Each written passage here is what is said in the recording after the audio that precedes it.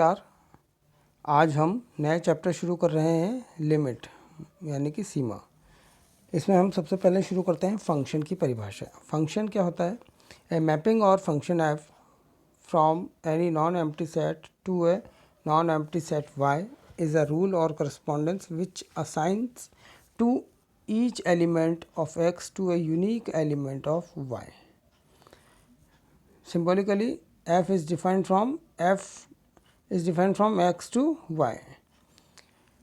यहाँ पर इस परिभाषा से क्या कहना चाह रहे हैं कि किसी अरिक्त समुच्चय x से दूसरे अरिक्त समुच्चय y में परिभाषित फलन एक ऐसा नियम या संगतता है जिसके अंतर्गत x का प्रत्येक अवयव y के एक अद्वितीय अवयव से एसोसिएट होता है, उससे संबंध रखता है।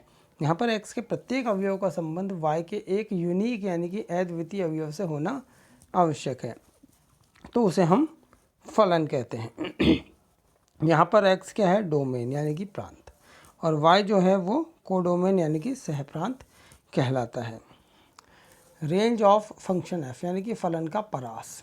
यहाँ पर फलन का परास जो है वो क्या होता है? Range of f is equal to f x for x belongs to x, यानी कि x के अवयवों का जो प्रतिबिंब है y में वो फलन का परास यानी कि रेंज कहलाता है। अब हम देखते हैं बाउंडेडनेस ऑफ फंक्शंस, यानी कि फलनों की परिबद्धता। फलन परिबद्ध कब होगा? तो if the range of a function is bounded then in its domain D then the function is called a bounded function। यानी कि यदि किसी फलन का जो परास है वो परिबद्ध हो तो वो फलन भी परिबद्ध होता है, अन्यथा अनबाउंडेड फंक्शन होता है, अपरिबद्ध होता है otherwise. That is f is bounded in D if there exists small k and capital K belongs to R such that fx is greater than equal to small k and less than equal to capital K for all x belongs to domain D। जहाँ पर D किसका उपसमुच्चय है? प्रांत real numbers का, set of real numbers का। यानी कि यहाँ पर कोई फलन f प्रांत D में परिबद्ध कब होगा? यदि दो अवयव स्मॉल के और कैपिटल के माना जो कि R के अवयव है वो इस प्रकार है कि fx जो है यानी कि इसकी जो रेंज है वो स्मॉल के से ग्रेटर देन और इक्वल हो और लेस देन किससे हो? कैपिटल के से, जहाँ पर k और k तो क्या है? रियल नंबर्स है, और x डोमेन D का एलिमेंट है, प्रत्येक अवयव है x D का। The bounds of range of a bounded function are called bounds of the function.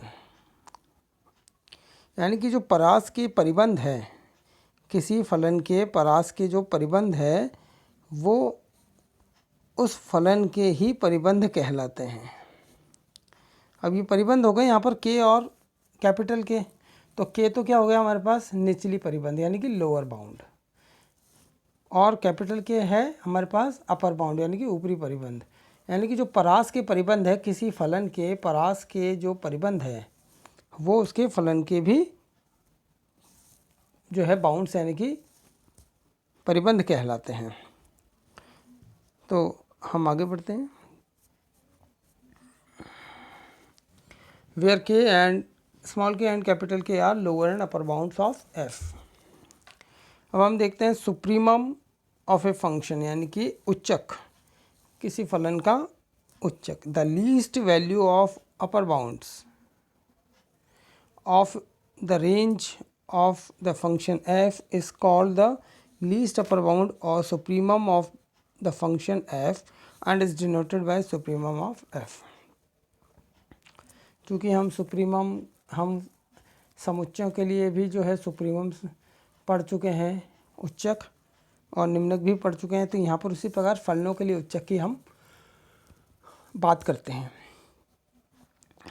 जिस प्रकार की बाउंड्स जो है इनफाइनाइट हो सकते हैं, एक से ज़्यादा भी हो सकते हैं किसी फलन की जो है परिबंध, तो उसी के लिए हम कह रहे हैं कि the least value of the upper bounds, किसी फलन के of the range of the function F, किसी फलन के परास के जो बाउंड्स है, अपर बाउंड्स, उनका सबसे न्यूनतम मान, सबसे छोटा मान जो है लीस्ट अपर बाउंड कहलाता है या सुप्रीमम कहलाता है फलन का। इसी प्रकार इन्फीमम ऑफ ए फंक्शन हम पढ़ते हैं। तो जैसा कि हमने अभी बताया कि किसी फलन के जो है अपर बाउंड्स कई सारे हो सकते हैं और लोअर बाउंड्स भी अनंत हो सकते हैं। तो उनमें से ही जो लोअर बाउंड्स है, उनमें से ही जो मैक्सिमम वैल्यू है, लोअर बाउंड्स में से जो मैक्सिमम अधिकतम मान है, वो उसका इन्फीमम यानी कि निम्नक कहलाता है या ग्रेटेस्ट लोअर बाउंड कहलाता है। मतलब the greatest value of the lower bounds of the range of the function f is called the greatest lower bound or infimum of the function f and is denoted by infimum of f. ये इसका निम्नक कहलाता है। जितने भी lower bounds है उनका महत्तम मान वो उसका इन्फीमम कहलाता है। यहाँ पर एक एग्जांपल है, function f x is equal to sine x for all x belongs to R, यानी कि प्रत्येक वास्तविक संख्या के लिए जो फलन f x is equal to sine x है, ये बाउंडेड फंक्शन होता है। अब क्योंकि यहाँ पर इसकी जो परास है यानी कि एक्स के प्रत्येक मान के लिए जो इसकी इमेज आएगी, हर एक एक्स की जो इमेज आएगी उसका जो सेट है वो इसके अंतर्गत रहेगा, -1 से 1 के बीच रहेगा। और ये क्या है, हमारे पास एक बाउंडेड जो है इंटरवल है, बाउंडेड एक अंतराल जो है ये कैसा है, बाउंडेड है, क्योंकि इसका मान -1 से 1 के बीच रहेगा और -1 और 1 भी हो सकता है, इसमें इंक्लूड है -1 और 1। तो यहाँ पर जो है अपने हमारे पास निम्नक यानी कि इन्फीमम वो तो हो गया -1 और उच्चक यानी कि सुप्रीमम वो हो गया 1। तो इस प्रकार से इस फलन के लिए हमने उच्चक और निम्नक देखे। अब हम देखते हैं मोनोटोनिकली इंक्रीजिंग फंक्शन यानी कि एक दिष्ट वर्धमान फलन। कोई फलन f जो कि x से y में डिफाइन है, उसके लिए हम बात करते हैं f is defined from x to y is called monotonically increasing function if x1 is less than x2 then f of x1 is less than or equal to f of x2 for all x1 x2 belongs to x। अगर ये condition satisfy होती है कि अगर x1 का मान x2 से छोटा है लेकिन फंक्शनल वैल्यू इनकी जो है f of x1 वो is less than or equal to f x2 ऐसी हो, तो हम इसे कहते हैं मोनोटोनिकली इंक्रीजिंग फंक्शन यानी कि एक दिष्ट वर्धमान फलन।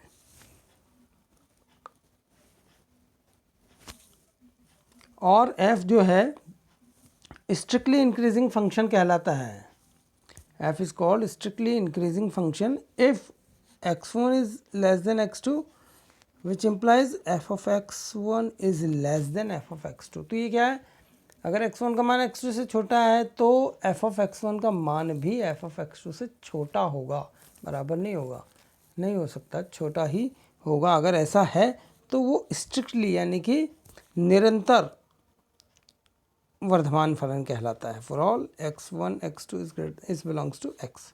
इसी प्रकार मोनोटोनिकली डिक्रीजिंग फंक्शन है, a function f defined from x to y is called monotonically decreasing function if x1 is less than x2 which implies f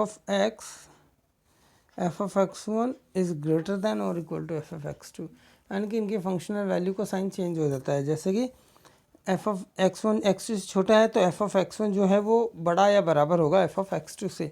for all x1 x2 belongs to x। तो इस case में क्या कहलाता है, strictly strictly नहीं, monotonically decreasing function. यहाँ strictly नहीं आएगा, तो ये यहाँ पर ये इस केस में तो क्या कहलाएगा, मोनोटोनिकली डिक्रीजिंग फंक्शन। और स्ट्रिक्टली कब कहलाएगा? जब x1 is less than x2 हो तो f ऑफ x1 भी f ऑफ x2 से बड़ा हो। इस केस में ये स्ट्रिक्टली डिक्रीजिंग फंक्शन कहलाएगा। ये यहाँ सही लिखा है हमने। f is called strictly decreasing function if x1 is less than x2 then f of x1 is greater than f of x2 for all x1 x2 belongs to x। इसका एक example है यहाँ पर, if f of x is equal to 1 upon x for all x belongs to an open interval 0 1। ये जो है strictly decreasing function है, क्योंकि यहाँ पर हम देख सकते हैं इस 0 से 1 इंटरवल के बीच की हम x की कोई वैल्यूज़ लेते हैं तो उनकी फंक्शनल वैल्यू जो है इस तरह से हमें डेफिनेशन के अनुसार प्राप्त होगी। तो इसलिए यहाँ पर क्या है, ये स्ट्रिक्टली डिक्रीजिंग फंक्शन है। आप कोई x की वैल्यूज़ लेकर के देख सकते हैं इसे, ये सिंपली हमारे पास शो होगा। अब हम देखते हैं limit of a function of one variable at a point. एक चर के लिए जो है किसी फलन की सीमा। तो हम देखते हैं इसकी परिभाषा। Let f be a function defined from some deleted neighbourhood of a point. यहाँ पर फलन को जो है क्या, एक विलोपी सामीप्य में यानी कि डिलीटेड नेबरहुड में परिभाषित किया गया है। डिलीटेड नेबरहुड हम बात कर चुके हैं जब हमने पूर्व में चैप्टर पढ़ा था। उस चैप्टर में हमने बात की थी कि डिलीटेड नेबरहुड क्या होता है। जैसे कि यहाँ पर किसी बिंदु ए के लिए डिलीटेड नेबरहुड की बात कर रहे हैं तो उसके सामीप्य में से यदि उस बिंदु को ही निकाल दिया जाए, डिलीट कर दिया जाए, रिमूव कर दिया जाए तो वो उस बिंदु का विलोपी सामीप्य यानी कि डिलीटेड नेबरहुड कहलाता है। तो परिभाषा क्या कहती है? Let f be a function defined on some deleted neighbourhood of a point a, then f is said to converge or tend to a limit l as x approaches a। मतलब फलन f जो कि एक deleted neighbourhood में परिभाषित है किसी बिंदु a के, तो f जो है वो अभिसृत या टेंड्स होता है एक सीमा l को। जैसे x a की ओर अप्रोच करता है वैसे वैसे f जो है l की ओर अभिसृत होता है, उसकी ओर अप्रोच करता है।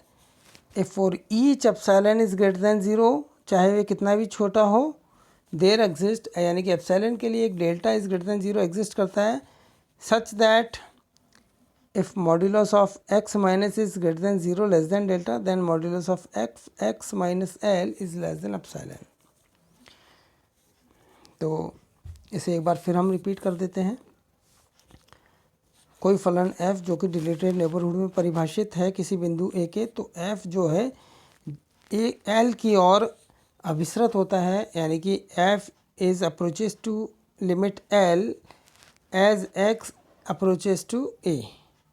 If for each epsilon is greater than 0, there exists delta is greater than 0, यानी कि प्रत्येक epsilon is greater than 0 के लिए delta is greater than 0 ऐसा हमारे पास एग्जिस्ट करता है कि यदि modulus of x minus a is greater than 0 less than delta then f of x minus a modulus of f of x minus l is less than epsilon. तो यहाँ मतलब इसका क्या हुआ, देखिए आप, if f x tends to l, जैसा कि मैंने अभी बताया, if f x tends to l x approaches to a, यानी कि जैसे एक्स ए की ओर बढ़ता है, अप्रोच करता है, एफ एक्स जो है एल की ओर अप्रोच करता है, उसकी ओर अग्रसर होता है।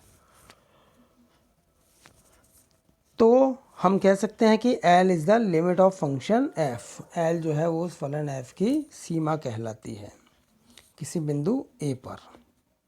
और हम इसे इस प्रकार भी लिख सकते हैं कि limit of f x when x tendings to a is equal to l, और f x tendings to l जैसे जैसे as x tendings to a. इसका मतलब क्या हुआ, एफ एक्स एल की ओर अग्रसर होगा जैसे जैसे एक्स ए की ओर अग्रसर होगा। Means x tendings to a then f x tendings to l. Short form में हम इसे इस प्रकार भी परिभाषित कर सकते हैं, limit of f x is equal to l when x tendings to a if and only if For given epsilon is greater than 0, there exists delta is greater than 0 such that modulus of fx minus L is less than epsilon whenever modulus of x minus A is less than epsilon and greater than 0। मतलब जैसे जैसे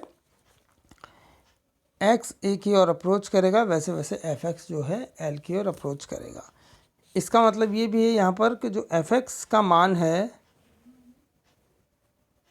वो L minus epsilon से L plus epsilon के बीच में होगा और यहाँ से जो है x का मान है वो a माइनस डेल्टा से a प्लस डेल्टा के बीच में होगा। Means x belongs to a minus delta and a plus delta.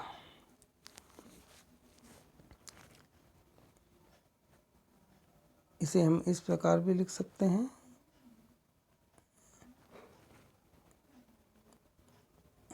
इसी प्रकार यहाँ पर इसको लिख सकते हैं हम F X belongs to L minus epsilon comma L plus epsilon.